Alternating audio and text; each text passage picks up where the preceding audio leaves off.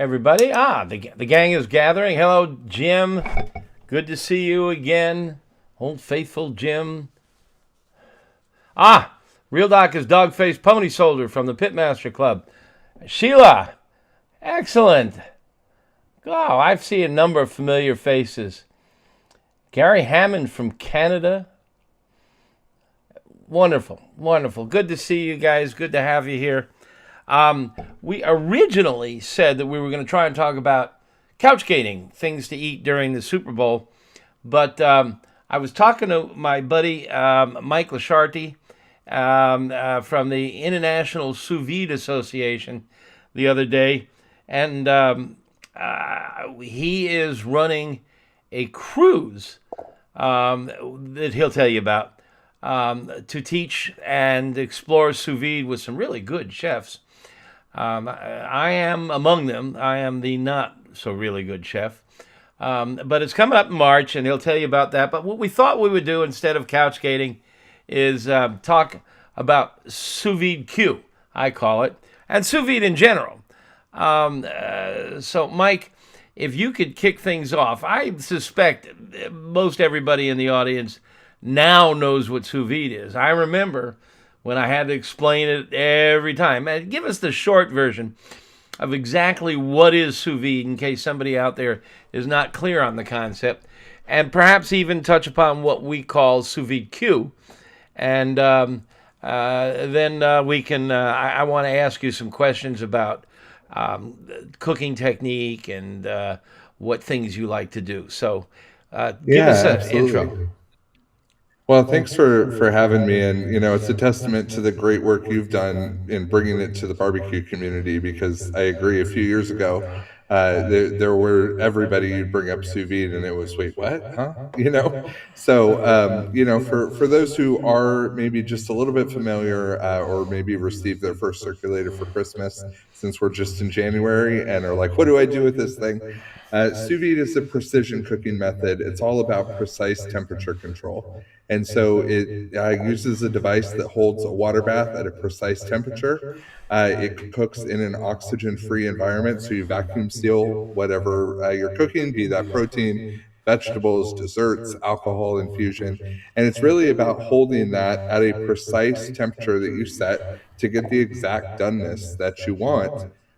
For enough time to either get the tenderness that you would like to cook through to the core temperature, in the case of a lean protein, to pasteurize, or to get, the flavor that you're looking for. So with Sous Vide Que, it opens up so many possibilities because you can do things with the temperature control that you can't do just cooking over fire. For example, you can get that mouth fork tender brisket at a medium rare temperature, but you can still get the smoke on it. And I'm sure some people are shaking their heads at me with the medium rare brisket right now.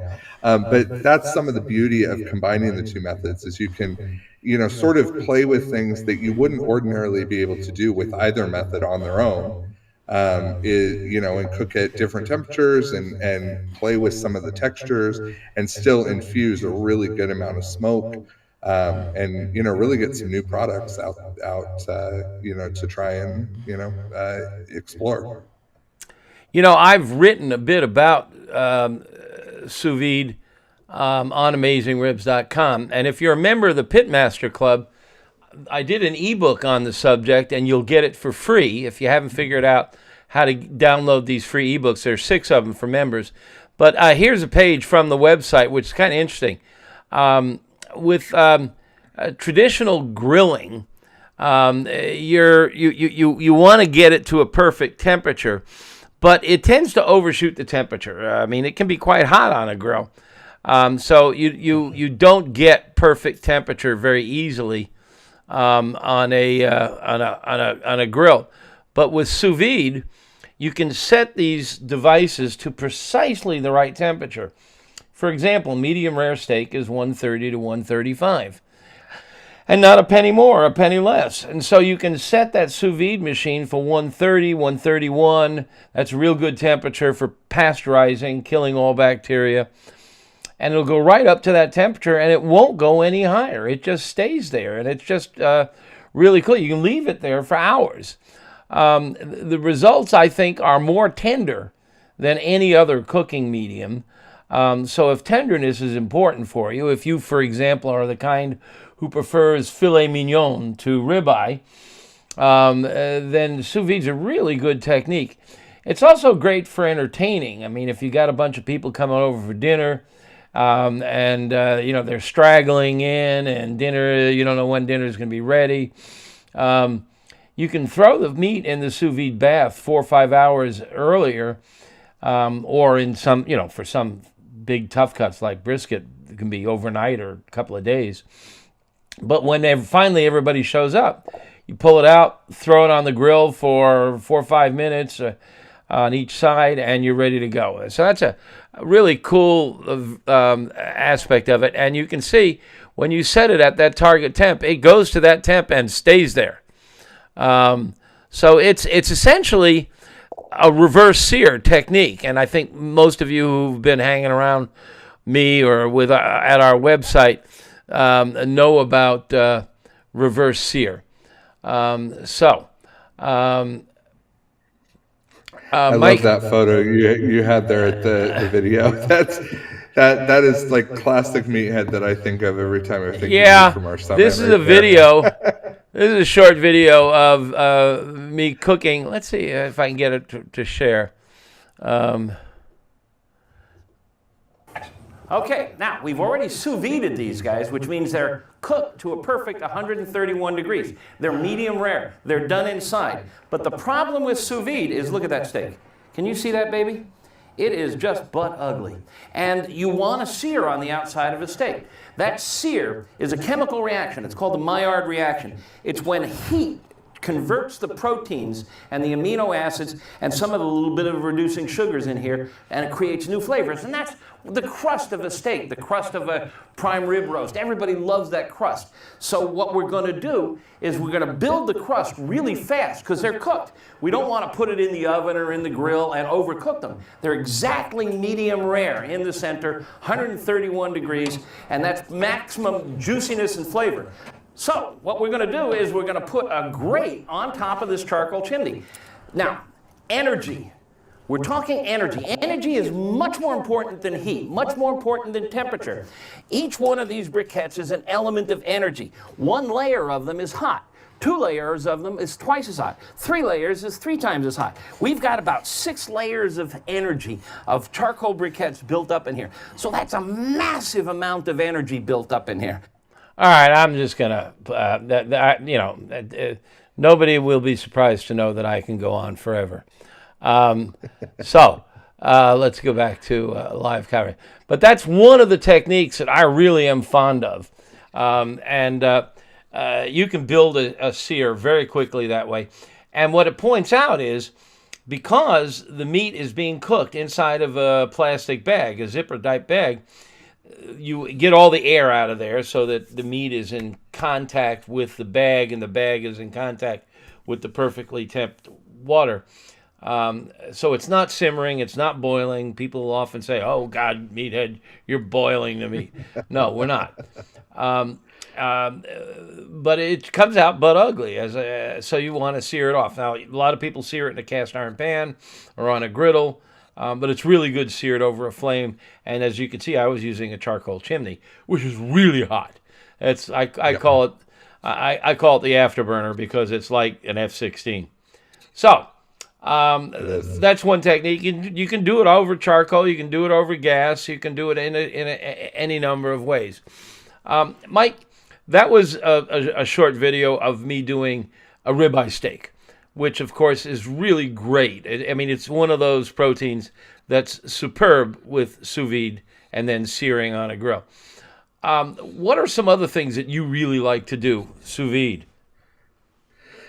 So I use it a lot so there's kind of 2 main areas. If we're talking just meats to start, some of the cheaper cuts that have a lot of connective tissue, because that just turns into flavor. You can cook them really long. They're inexpensive. Things like a chuck roast. They call it prime fib for a reason, because you cook that baby for 36 to 48 hours and it comes out super tender. Whoa, 36 to 48 hours in the sous vide machine? 36 to 48 hours. That's nothing. Short ribs, I'll go 72. My God. You know, At what temperature? that's for a medium rare. So I'll go for something like a chuck where there's a lot of connective tissue. I usually go like maybe 133, 134, somewhere in that kind of higher side of medium rare. And anywhere in there though. And if you like medium, you can do the same thing. It's really, you need that time, whatever your preferred doneness is, pick the temperature. And then regardless of whether you're cooking at 130 or 140 or 145, you need the same amount of time to really tenderize that baby, because We're talking, I mean, barbecue guys have always talked about low and slow. Yeah. This is low and slow. This is low and slow. But the beauty of it is you can do that. I mean, I did for Christmas for family, I had a 100-liter sous vide bath going, and I cooked about 40 pounds, I think, of chuck roast at one time. And, you know, I just set it and didn't think about it, pulled it out, chilled it, and then when it was time to go, we just seared it all off. And, you know, it was an amazing Christmas dinner. Well, you know, it's funny. I do my Christmas dinner sous vide also. Christmas dinner in our family, my wife's family is a large Italian-American family here in Chicago. And but it's all at her niece's house, and she's over the river and through the woods. So I do a USDA prime rib, 7-bone, you know, $300 worth of meat, and it's maybe 4 or 5 inches thick. I order it with the bone on, take the bones off, and I save that for another meal. And I sous vide it for only about 6 hours at 131. And I sous vide it in a beer cooler. I use the Joule sous vide machine, which connects to my phone. And when it's time to, you know, otherwise I don't want to go over there at 9 a.m. for a 6 o'clock dinner and start grilling. You know. So I unplug the machine and take the cooler with the warm water, close the lid. The meat's in there, everything's warm. Take it over the river and through the woods. It's not a very long drive. I get there, I plug the sous vide machine back in and let it go for another hour until it's time for dinner. Then I take it out and I season it with the rub after I take it out, not before. And we can talk about how you go about seasoning and that sort of thing. And then I throw it on the grill. It's a gas grill. They have a Weber Genesis, and I crank it on high and lift the lid. I keep the lid open because all I'm doing now is putting down a sear on the surface. It's done cooking. It's 131 throughout. So I, 10 minutes maybe per side, rotate it 45 degrees, 4 turns. I'm done in, 30, 40 minutes. And I got a beautiful dark crust that's about an 1/8 inch thick. And the interior is exactly the perfect color, edge to edge. And it's a huge hit. Yeah, it's amazing. I mean, So, for holidays and stuff, you mentioned for entertaining earlier, it's such a win. I'll also mention my other favorite things to cook that way are things like pork loin or chicken breast, where you can cook them to a lower temperature, but pasteurize them so they're safe. Because you can hold them at that low temperature until they're pasteurized. A lot of people don't understand, and your audience probably gets this because you talk about it. But pasteurization is all about holding it at a temperature. You can get to 165 and pasteurize chicken instantly, but you can also pasteurize at 140, right? As long as you hold it there for the requisite amount of time based on the thickness. Yeah, so that's a really important concept. Yeah. Sorry. USDA tells us to pasteurize or make food safe, it's all about temperature. Chicken's 165, beef is 145, or hamburgers, but it's not. It's about time and temperature. the bacteria start dying in the 130 degree range, and they take a long time at that temperature, but they take much less time at a higher temperature. So you can cook your chicken to 165, and it's pasteurized in 10 seconds. But if you want to cook it to 155, it takes 3 or 4 minutes to get it safe. I don't know the exact number on that. I'm going to bring up a screen share again for a second, Mike. That's my Christmas prime rib. Mm-hmm. The color is a little off on this, but believe me, that is a bright, rosy, medium rare. Amazing. Yeah, and you're making me hungry. I just ate dinner. And you can see I've got a great dark crust, but there's very little gray below the crust. And if you just roast a prime rib, you're going to have a thick layer of gray below it. And so that's one of the great advantages of Sous Vide Que. Yeah. So what are some of the things go ahead. I was going to say, I really want to try. Did you see the Chef Steps guys? They cryo fried a sous vide prime rib to get the sear at the end. Yeah, instead of on a charcoal chimney, they sous vide and then they deep fry it and build the crust that way. But they did it in liquid nitrogen. And that's right. I forgot. Yes. Yeah. Those guys are certifiably nuts. I know. But they are big sous vide fans. They're big sous vide fans. They are. This is a typical oven roasted prime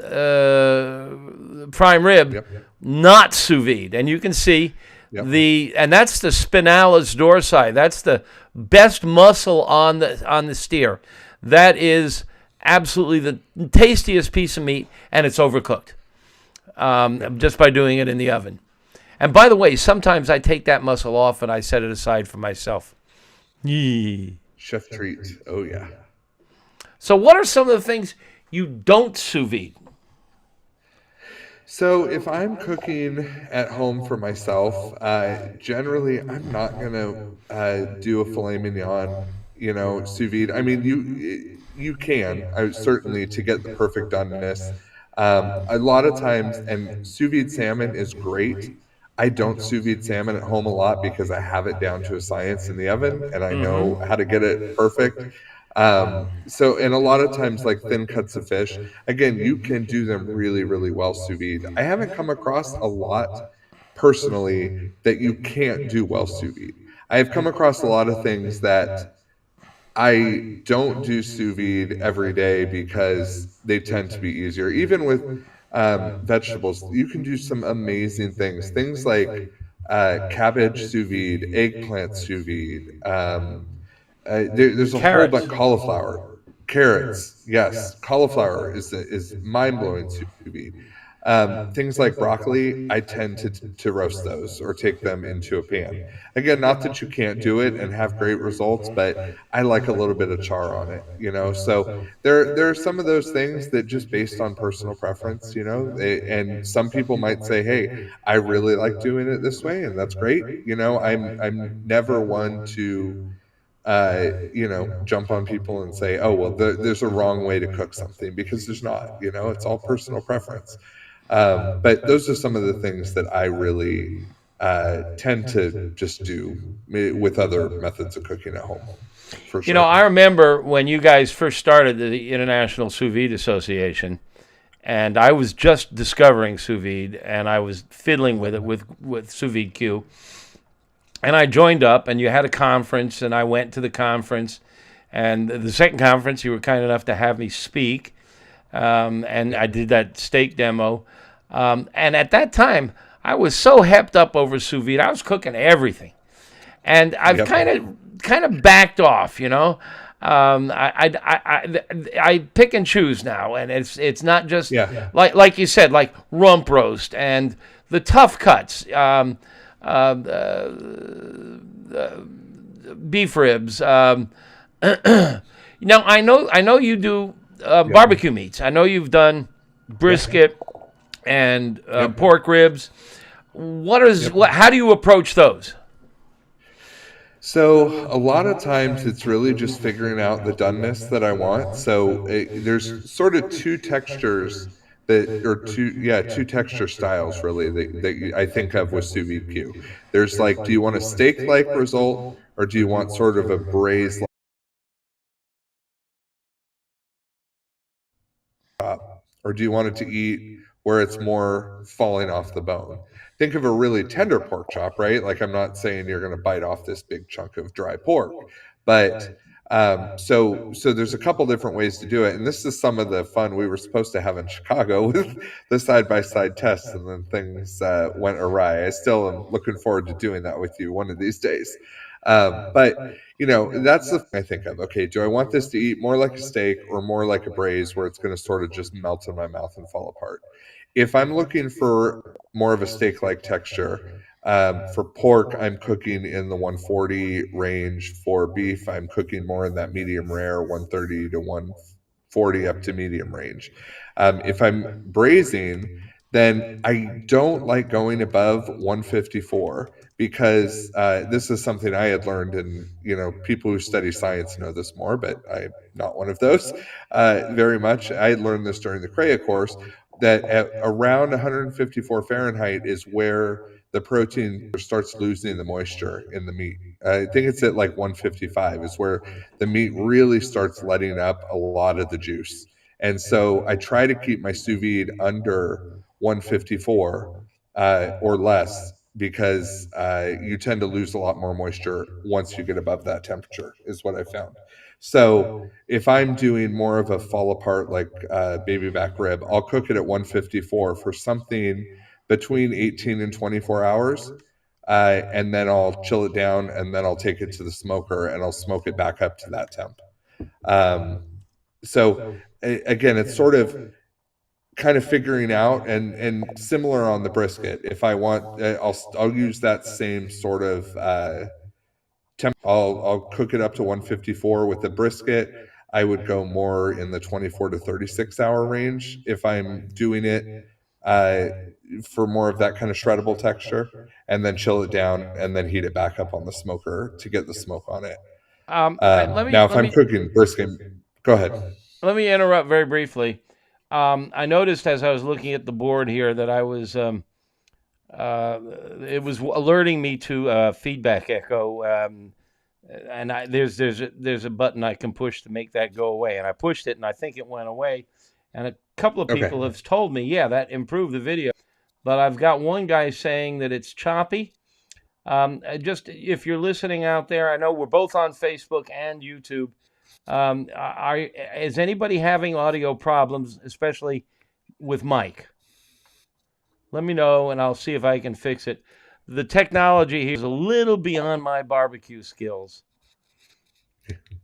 Have screaming fast internet. Mike is chopping out.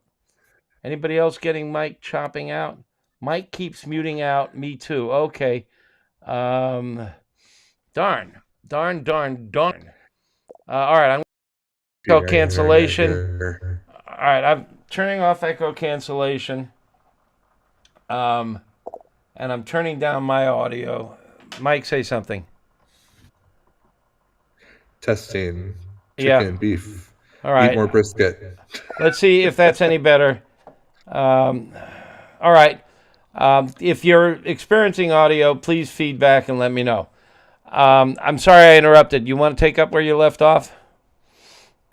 Or did you forget? No. Yeah, you're good.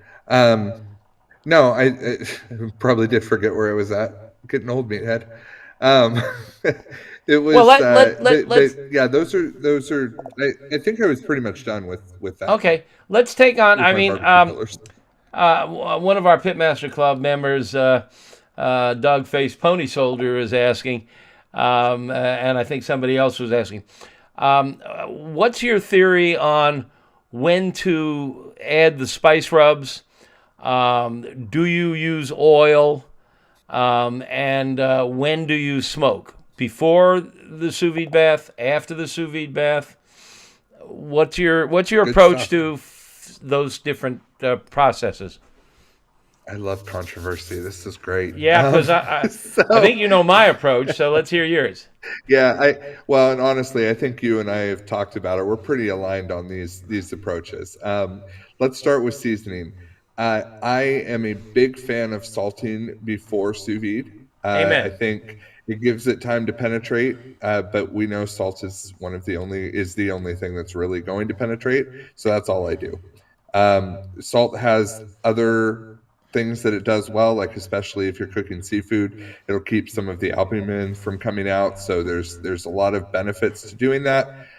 So whether you're doing a wet brine, dry brine, in some way, I'm generally salting before I cook, unless I'm pulling something straight from the freezer, which I do sometimes and cook straight from frozen. I don't always salt those things, but majority of my cooks I salt first. That's usually all I do. I don't do anything else because I feel like it just washes off. One I of the chefs 100% that agree with you. I will say one of the chefs that is coming on the cruise with us filmed in Chicago with us. And he gave me the argument that with some of his cooks, he does put some of his seasoning rubs in the bag. And his reasoning was occasionally he wants to use the jus out of the bag, just straight out of the bag into the dish, and it flavors the jus. And I could see where that was coming from. And it worked in the dishes as he was doing it. So I think on a case by case basis, if there's a dish where it makes sense, go for it. But for me, I'd rather have the control of adding it after and know exactly how much I'm adding and be able to flavor everything separately. So that's how I feel about seasoning. I will occasionally with things like poultry.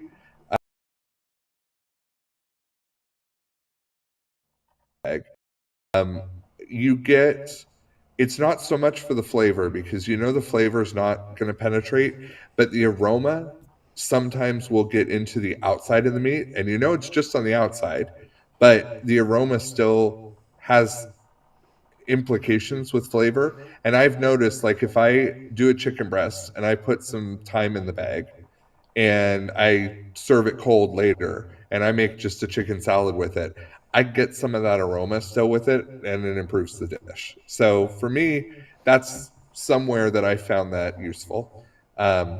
It's anecdotal, but it's worked for me. I don't put fat in the bag with most things that I cook. As far as meats, Kenji did a study that some of the fats in the bag, especially with beef, I know pulls out some fat soluble flavors from the meat, so it could actually make it less flavorful, is what his study concluded. So I don't put oil or butter in with any meats. With vegetables, they don't have any natural fats, so depending on what I'm doing with them, I will definitely add butter or oil with most vegetables that I'm cooking. And occasionally with fish, I will do a little bit of oil, if for nothing else, that it makes it come out of the bag cleaner, and it helps it not to break apart when you're kind of trying to get it out of the bag. So sometimes it's, I don't know how much it contributes to the flavor, but that's my feeling on that. There was one other thing you asked me. Oh, smoke before or after. I'm lazy. I'm a smoke after guy because it takes up the sear step. There's another real good reason, and that's the same reason I don't use herbs and spices and rubs before sous vide, and that's something we haven't touched on yet. But we know that the meat comes out very moist, very tender and moist, but there's a lot of liquid in the bag. I mean, they call it purge. Yes. And, people used to brag that, sous vide is less loss of liquid. I've never done a side-by-side. I think one of your people did do a side-by-side. I don't know which loses more, just grilling it or sous vide then searing. But a lot of liquid comes out in the bag. But it still is very tender and juicy. And I think that's because the cell structures are breaking down. So because there's so much liquid in the bag, if you put your herbs and spices on the meat before it goes in, they sit on the surface. They don't penetrate. Just the salt penetrates. And they come off in the liquid. Same thing with smoke. Smoke is a little bit of gas, but it's mostly particulate. And so it washes off in that purge. So I absolutely salt beforehand without fail, because it will penetrate, and the warm temperatures help it penetrate. And then Sure. afterwards, I season it and smoke it or sear it or both. Yeah. I never knew that about smoke washing off. I never thought about that. It is interesting, though, if you have done anything where you've smoked before sous vide, because sometimes there's a convenience factor to it where, like, if you're catering or something, I've seen people do it before. The smoke particles are small enough that they will penetrate the bag and your water will actually turn brown and you will smell the smoke outside the bag. They will penetrate the plastic bag. Smoke it in the It's bag. crazy. Yeah. If you smoke it first and then you bag it and then you sous vide it, the water will change color and you'll smell the smoke. That has got to depend on what bag you're using, because there's so It many probably bags on the does. market. If you're doing it in a plain old Ziploc, it may be different than if you do it in these special sous vide bags. Yeah, it could be for sure. That's but worth no, experimenting with. Yeah, it's really interesting. So just a little. Now you've another given me anecdote homework. there you go. We got all these experiments. You got to just come to California for a couple of weeks and we can just experiment on all this stuff. When you put the fire out, I'll come. Yeah. Not in fire season. That's right. Unfortunately, our fire season is your cold season, so I can't even take you out of the cold and the ice. I just want to chat to the audience. A couple of you have reported a 5-second drop in audio. That's when I tried to switch on and off echo cancellation. I found a couple of switches here whose purpose I do not understand, but I've been throwing every switch known to man, and I think I've settled on some settings here that will hold it properly. So we're not going to fuck with the audio anymore. Mike, somebody is, joking that I should do that experiment on the cruise. Tell us about this cruise and what's going on the cruise, and when it runs and where it goes and who else is coming on board and what are we cooking? We are super, super excited about this, and this is one of those things that we really wanted to have an opportunity. You were at our first conference, and it was so much fun being in person. We had such a great weekend, and then COVID hit, and we've all been, we went digital, and which has been great in its own regard. Like we've connected with a whole bunch of new people and all of that, but we're trying to give people new. You just reminded me. I did a pretty good PowerPoint presentation on that digital conference. I got to make it available on YouTube. Yeah, it might be on our YouTube already. I think. Oh, really? Okay. I'll send it to you. I think it is. I'm pretty sure it's on our YouTube. I'll send it to you. But so we're trying to give more in-person opportunities, and we thought, what better way to do that than get people on a bougie, swanky cruise ship for a few days and learn about sous vide and some different cultural cuisine. So we are taking people on Virgin Voyages, which if you have not been on one of their ships before, it's designed, of course, by Richard Branson with his Virgin, travel line.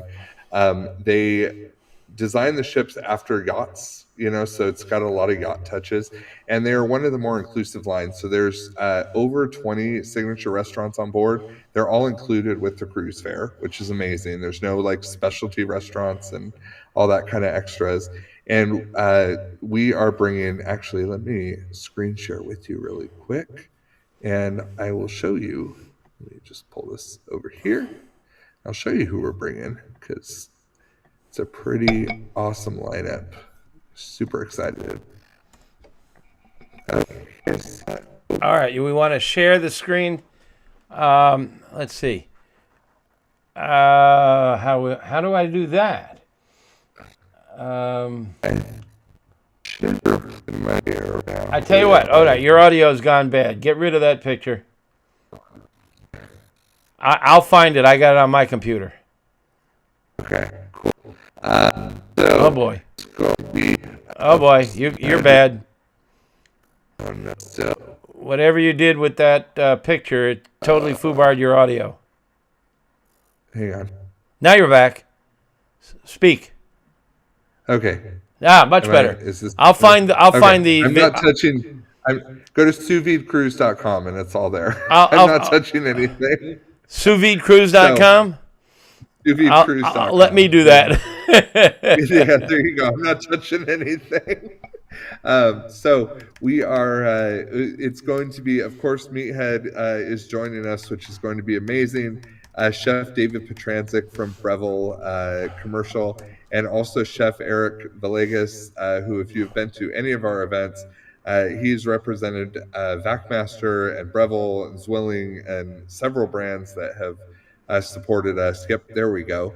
And he is a super fun and engaging presenter. And of course, my co-founder, Jason Logston, and I will be there as well. Jason's from Amazing Food Made Easy. And we are, it's March 23rd to the 28th. It's out of Miami. And so it's 5 nights. We're stopping twice, once in Cozumel, Mexico, and once at the private beach club in Bimini.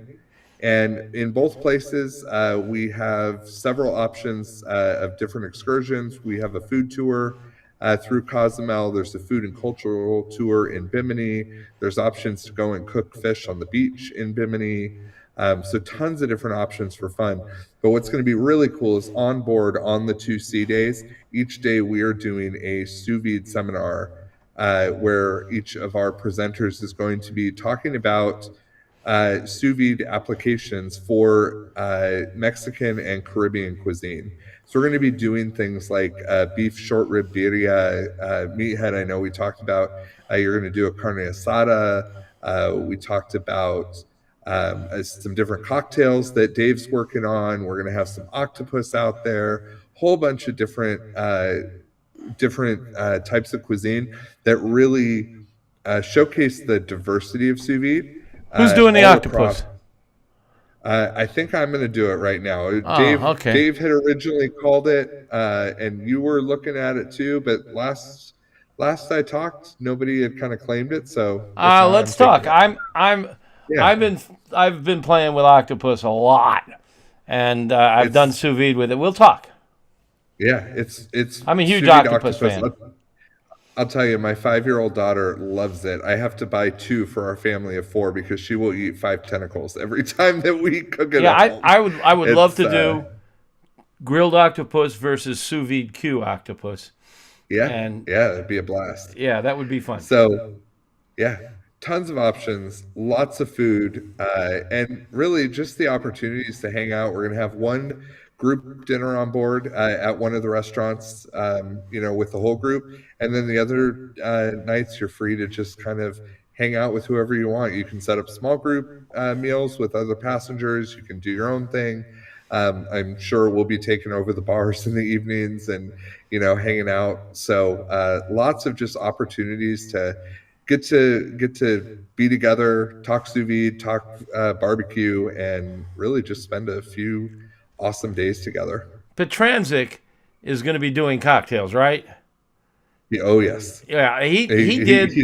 I'm a Negroni fan, and he did a sous vide Negroni. And in my, I've played with, I've taken wood chips and charred them, and thrown them in the sous vide bag with Negroni. So I have wood aged sous vide Negronis. And he's done all kinds of crazy stuff, and I'm I'm working on another ebook on smoke and grill in cocktails, using smoke and I love that grilling in cocktails. So that will be an awesome. I'm going to be hanging with this guy Dave Petranczyk. He works with Breville, the guys that make the Jewel, and he's a bloody genius. He's a brilliant chef. He's worked in some really great restaurants.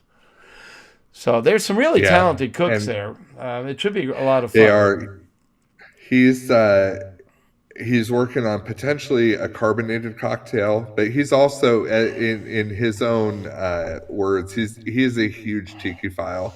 I was at his house recently, and that's one of his things. He's just really into tiki culture, and he has tiki mugs from all over the world that he's collected. And so part of the presentation, we're going to learn a bit about the tiki history. And, okay.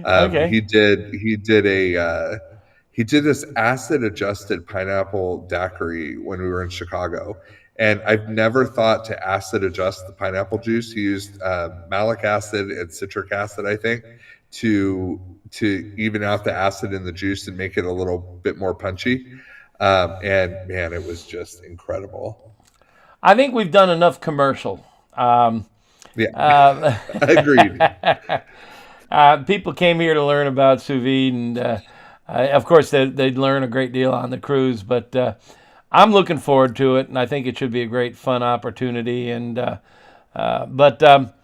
so, what are some of the other techniques and tricks and concepts that you've learned about sous vide and sous vide combined with grilling and barbecue? I think some of the other fun things, the last summit, Crea did a sous vide pineapple upside down cake. And I have not, they just launched a new pastry course, and that I've done desserts sous vide. Like I've done a lot of, it works really well with custards and those kind of things. And one thing I haven't played with that I think there's some room for exploration would be with like grilled ingredients with some of those, like doing a caramelized peach like panna cotta or some of those kind of things, infusing some smoke into some of that. I've done I've done flan sous vide in a small jar. I have a small bell jar, and you mix everything up, pour it in the bell jar, put the lid on it, and drop the whole jar in the sous vide bath. You don't have to put it in a bag. It's and there's another thing. This one's very cool. Raw eggs are risky. And they're more risky today than they were 20, 30, 40 years ago because of the way they're grown.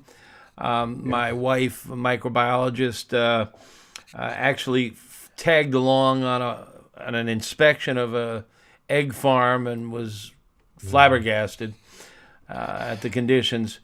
So people who say, well, my grandpa ate raw eggs all the time. Well, it's not the same. The risk is higher today. And you can pasteurize an egg sous vide. I think the magic number is 145 for about 10 or 15 minutes. I do 135. 135? Yeah, depending on how long you cook it. I do 135 for usually about an hour and a half. Okay. To 2 hours. I was doing it at like 145 for about 30 minutes. I got to remember. It's in my new book. It's in my new book. Yeah. But you can pasteurize eggs. You used to be able to buy pasteurized eggs in the store, but it's really hard to find them now. So I'll check the numbers, but it's in my new book. But you put them in the sous vide bath at the right temperature for the right time, and you pasteurize them, and they come out. And now you can make eggnog. You can make Béarnaise and Hollandaise and not worry a bit about any kind of bacterial problems. You can do I do all lot kinds of aiolis like that too. Right, Mayonnaise, aiolis, all sorts mayonnaises. of things. Yeah, perfectly safe. Yeah, And it's a great trick. because I married a microbiologist, I'm careful. I'm superstitious, so I don't do much with raw egg. Yeah, well, one of our followers got duck eggs from a farm a couple years ago, I remember, and he got super sick, and he tried another one from the same dozen just to figure out if it was the eggs, and he got sick again. So it was the eggs. It's a product of our world these days, unfortunately. But lots of even things like Eamon Rocky from the Institute of Culinary Education. He's like their bar expert. He did a smoked creme de cacao at our summit a couple of years ago, and he did it with the smoking gun. But he literally just put the hose of the smoking gun into the cream and infused it, and then infused it with the cocoa nibs. And so there's so many different ways to experiment. There's so many different things to play with, and the precision control offers you just so many options, to have fun with. So I just opened up the PDF of my new book, and I do it at 1:35 for 90 minutes. So I'm close to you. Oh, cool. 1:35 for 90 minutes. What I do is I put them in a strainer first, and then lower them in because you don't want to drop them in. You don't want them to crack, and the strainer keeps them from banging around because the sous vide machine circulates the water. It blows the water around, so you don't want them blowing the eggs around. So I put them in a sieve or a strainer, you can't go much longer than 90 minutes according to my experiments. And then out they come into cold water, and away you go. Yep. If you've never used pasteurized egg, don't freak out because when you open it, the whites are cloudy. So that's about the only difference that I've noticed is the whites are cloudy. Otherwise, But they work just fine in making hollandaise and everything else. Absolutely. It just looks a little different, and it works perfectly. It's a great trick. So, yeah, that's awesome. I had a Thor's Hammer beef shank that I was really excited to cook, and I did it in the Innova Precision Oven. And little old me forgot to check that the steam was on. And so I cooked it for 48 hours with no steam. And let's just say I came out with a Thor's Hammer beef jerky that I was going to say, that's beef jerky, yeah. It was worse than beef jerky, but that's the next thing I really want to throw on the smoker. I want to get another one of those. These you mentioned Innova, ANOVA. Yep. They're one of the leading sous vide machine makers. I think the two leaders are Innova and Joule, but there's a whole bunch of other companies making them, and some of them are making them pretty cheap. I haven't played with a lot of them. I suspect you may have. They're down under 200 now. In fact, some of these other brands are under 100. So it's not a high cost of entry. And all you need is a big old stock pot. You know, I use a beer cooler for the prime rib, but you can use just a big old stock pot, and you fill it about 3/4 with water and stick this device down into it, it looks like an old-fashioned flashlight. You know, I don't know how many of you remember, but my dad always had one in the glove compartment. It's about 8 inches long and about 2 inches diameter, and they just go down in there, and they're easy to keep clean and they work pretty well. The Joule speaks to your phone. The Innova speaks to your phone, and it's got a settings on top, which I like because I did a demo on Green Turtle Cay in the Bahamas, and we set it up in the morning, and we were doing steaks for like 50 people on a tour that I was running down there. And then we all went off to a remote beach where we were cooking pizzas and came back to check on the meat, and it had lost the internet connection, and the meat was shot. So I like the manual control models. Yeah. Innova just came out with the Mini as well, and I think it's like $69. Like, it's really inexpensive, but it's also Bluetooth only. There's no manual interface on that one. But then, on the others... Go ahead. Oh, I was going to say, on the other end of the spectrum, Breville has the Hydro Pro and the Hydro Pro Plus. I think the Hydro Pro is $400, but it has the entire app, their Breville toolbox, built into the circulator. So you can literally scroll through the circulator, say duck breast, and it'll give you all the times and temperatures that you want to pick right in one box. Yeah, their apps are pretty clever. Let's see if I can get it up here. But they have proper time and temp settings on them. So if you're not sure what temp you want to cook, it'll guide you through it. You mentioned Innova, though, and that's what got me off on that subject of the Innova and the other models.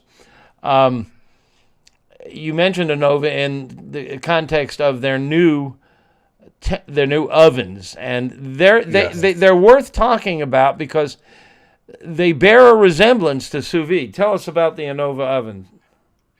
And Breville has them too. So I haven't used their Model 2.0 yet that just came out, but I was one of the early adopters of the first one, and I've used them since they came out. Basically, it's a combi oven for the home. So there have been steam ovens on the market Define a for a lot combi of oven, years. please. Yeah. Yep. So there have for a lot of years been steam ovens on the market, which just inject steam with a normal oven temperature. What a combi oven does differently is it measures the temperature at the surface of the meat. And so it's adding steam to the oven, but it's mimicking the conditions inside the sous vide bag, and it's measuring the temperature. So you're getting a read, and it's holding it at a very precise number based on what the product you're cooking is actually experiencing. So like it's supposed to take away the hot spots. A normal oven, you're hot here, you're cold here, it's sort of all over the place.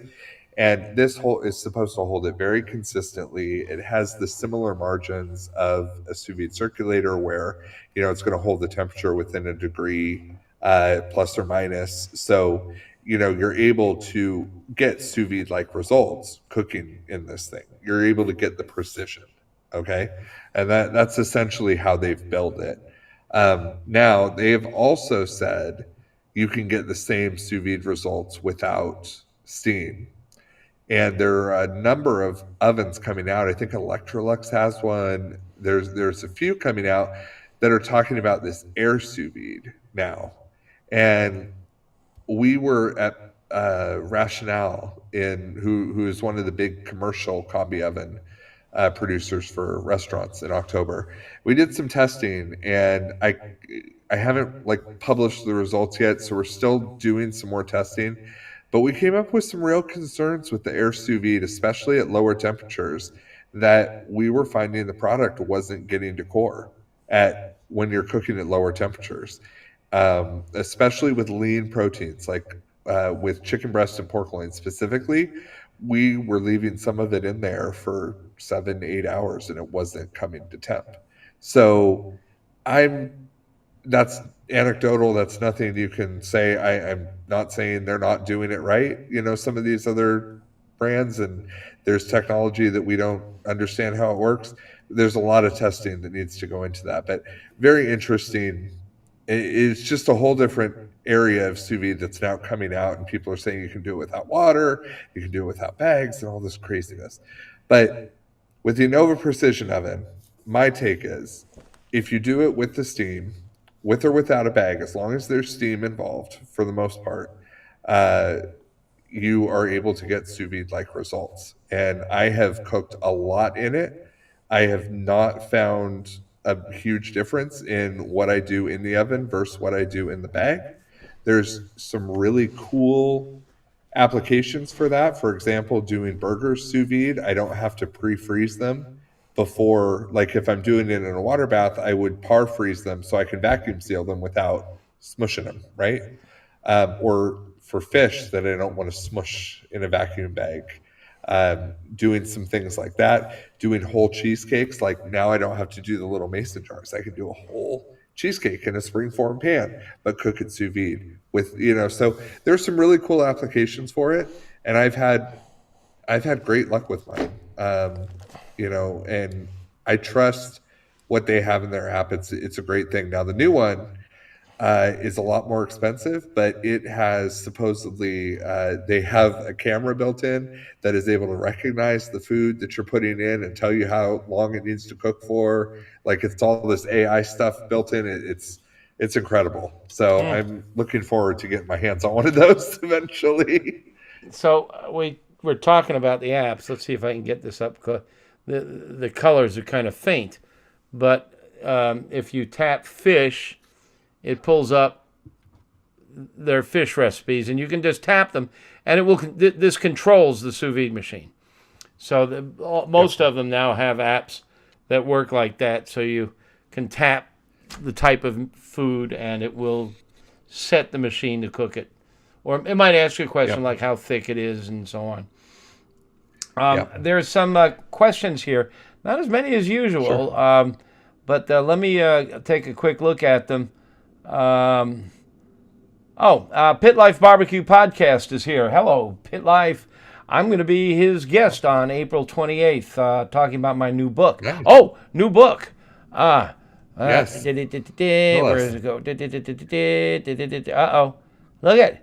There's a new book. The Meathead Method comes out May 13, and it's available on Amazon for pre-sale now. And it's got some cool stuff like pasteurizing eggs. A lot of interesting new methods and techniques that I didn't get to cover in the other book. One of my favorites is I show you how to do wok cooking on top of a charcoal chimney. It's not just for searing sous vide. You get a charcoal chimney and you fill it about halfway with charcoal, and you need to get some tin snips or a drill and cut some holes near the top. Because if you just put the wok on top of the chimney, it'll stifle the charcoal. The oxygen will burn out, and the charcoal will go cold. But if you put some holes in the top of the chimney, I just use a tin snip and cut a couple of V shapes in there. Now oxygen can get in, and that baby that's Chinese restaurant hot. I mean, one of the problems you have is if you've marinated meat, it's got a lot of liquid, and if you throw it in a hot pan on top of your kitchen stove, that liquid all comes out, and you end up braising or boiling or sautéing. You're not even sautéing. You're not frying it. So you need high temperatures and oil, and you can get that in a Chinese restaurant or on top of a wok, and I explain how to do that in my new book. So that's kind of fun. That's awesome. I hope you're coming to LA or somewhere on a signing tour down here. I suspect so. I suspect so. Yeah.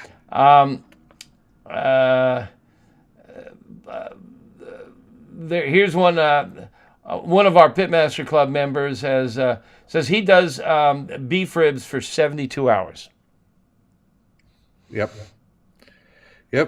There's a lot of connective tissue, a lot of fat. That's a dog-faced pony soldier.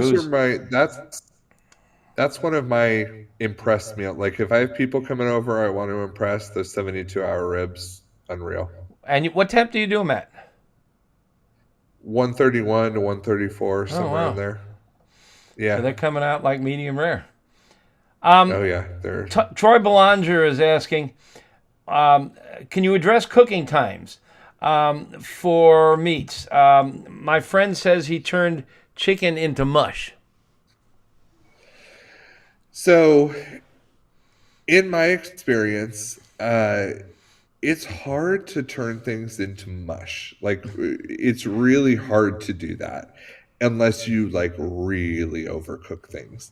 The easy way to do that is especially with chicken, if you put a marinade in that's very acidic, you put lemon juice, try to do a souvlaki marinade that has lemon juice in it, in the yogurt or something, that will become mushy very quickly. It doesn't even need to cook longer than an hour and it's mush. So that's one way that you can make your food into baby food very, very quickly. If you're cooking something lean, like a chicken breast that's already really, really tender, I mean, you've got to get up to 8 to 12 hours, for a thin chicken breast to really start breaking it down like that, and if you're talking about a tender steak, like a beef tenderloin, probably about the same. It takes a lot. Even like turkey breasts, I cook those minimum for 8 hours when I cook them, and that's a tender cut, but they're big, they're thick. So it takes a while. Yeah, you see the little hand coming up here. Mike, you got tiny hands. I do. And I'm going to leave that one alone. That's all right. Don't go there. she's cuter than me. You guys can Oh, say who's hi, this? Aubrey. Yeah, this is Aubrey. Say hi. Hello, Aubrey. You're on. Hey, look, you're on the You're on internet with TV. 408 people. She's beautiful. But yeah, it's very. Give me just a few minutes, okay? It's very hard to make things mushy. I would say with chicken breast and something really tender like that, don't go above 8 hours. For something lean, you really only need to cook to core temperature, so an hour or two to pasteurize it. If you check, there's so many good resources. I know you have charts on your website. The other one, and I'm going to plug my co-founder's website because he's part of ISVA. Amazing Food Made Easy, the other amazing company that I work with. AmazingFoodMakeEasy.com? Yes, AmazingFoodMadeEasy.com. They have great sous vide charts. And Douglas Baldwin also has his whole book transcript online, and he is the OG of pasteurization. Like, he's one of the smartest guys that I think I've ever had the pleasure of knowing. The folks over at Chef Steph's are very good too. Kenji does it. Yes. Here's the problem. When I set out to do the ebook that I did on sous vide, I said, okay, let's do some checking and find out what the best temperature is for cooking pork ribs. And I went to Baldwin. I went to your associate, Logston. Sorry. Yep. Went to the Sous Vide Association, went to Chef Steps, went to Kenji. Every single one gave me a different temperature. Here's the problem. We can agree on the temperature. Did I say everyone gave me a different temperature? Yes, right. We can agree on, like, steak, 130 to 135, medium rare. I see somebody in here is commenting on tuna, 121. Yes, 121 to 125 for tuna. Yep.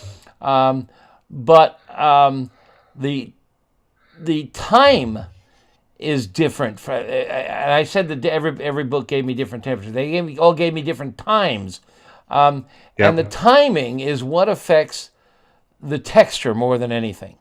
So a shorter cook will be a firmer piece of meat.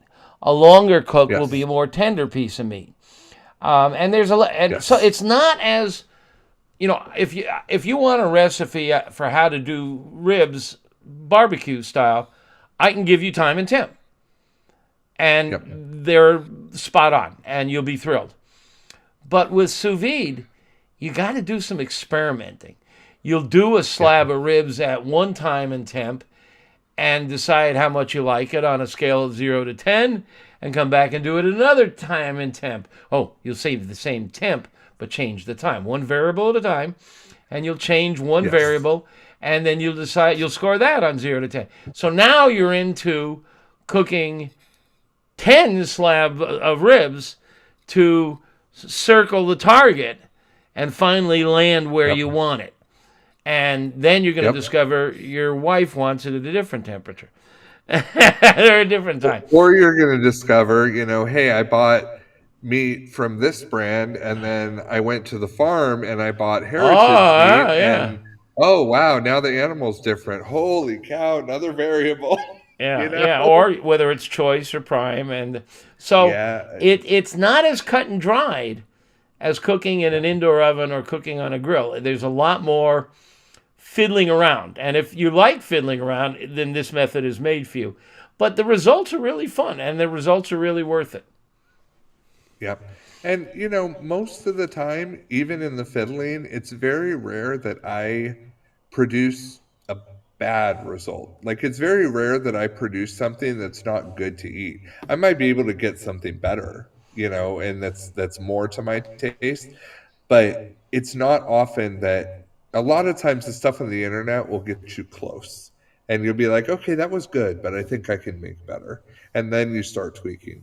I will say the internet does not agree on temperature either, which drives me nuts because it's so cut and dry. And that is the one thing. Temperature should be standard, and it's not. But follow trusted resources, and that's the thing. As long as you follow trusted resources, you're going to get in the ballpark, and you're going to get good results to start with, and then you're going to tweak for your own preference, and that's, that's the fun of it. Redfish makes a joke. I just want to make sure he and everyone else is clear. He says, "Bathe pork ribs, blasphemy." Well, I have always said if you boil ribs, the terrorists have won. The sous vide is really not, the meat is not in touch with the water. When you throw it inside a smoker, the meat is surrounded by warm air. Well, it's in a plastic bag, so it's not touching the water. It's just surrounded by warm water. So, because we know water is a solvent, and water, if you simmer or boil ribs, which a lot of people do, I mean, that's very common in Eastern Europe, and it was very common in this country for years. The water pulls flavor out of the meat, and you can't get it back in. Now, that said, there is purge. There is liquid coming out of the meat into the bag. So it does have contact with liquid. So it's a little of both. But sous vide ribs, I know Dogface Pony Soldier is in here somewhere. He's a member of our Pitmaster Club, but he's like a senior member. The guy really knows his stuff. He's done a lot of fiddling with a variety. He's always posting great stuff.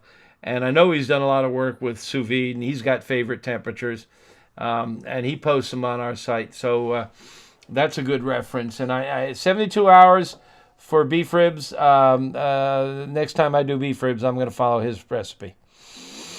I love it. Well, and I always like to say it's not an every time solution. I mean, there is nothing that I like more than getting a 2 to 3 inch nice, thick, bone-in cowboy ribeye and doing a reverse sear on the smoker, and it's perfection. Serving it with a chimichurri. I mean, it is just perfection, and I do that all the time when I want to impress people. Well, okay? when I run the International Sous Vide Association, and I'm cooking something that's not. So, it's the tool to use just like everything else, and it produces great things just like all the other stuff. And when you're in the mood for a nice smoked rack of ribs, then do the nice smoked rack of ribs. And when you want to do a little bit of sous vide que, then do that. It's great for everything. The very first thing I did with my sous vide machine, my first sous vide, which was a tank. I mean, not like a tank with a gun. It was who made that thing? I forget. Sous Vide Supreme. Sous Vide Supreme. It was a box. Yep. It was a box. You didn't have a circulator that you stuck in there. It was a box that just heated the water like a bread box. Very first thing I did was I got a hunk of prime rib, and I cut 2 steaks out of it, and I put one in the sous vide and did a reverse sear on the other and tasted them side by side. And the results were definitive, were enlightening, and as it turned out, as I've done more experimenting, definitive. The sous vide one was more tender and a little more juicy, but the reverse sear one had more flavor. It picked up more smoke. It was slightly chewier. It was not chewy, though. It was slightly chewier. So it was firmer. So firmer, but a little more flavor versus tender and a little more juicy. And so that's your trade-off. And if you've got somebody in your house who is a tenderness freak, sous vide's the way to go. But the combination is a lot of fun, and I'm going to continue to experiment and write about it. And I'm sure our members will continue to write about it, and Mike will. The International Sous Vide Association has a website. You can join. What does membership cost?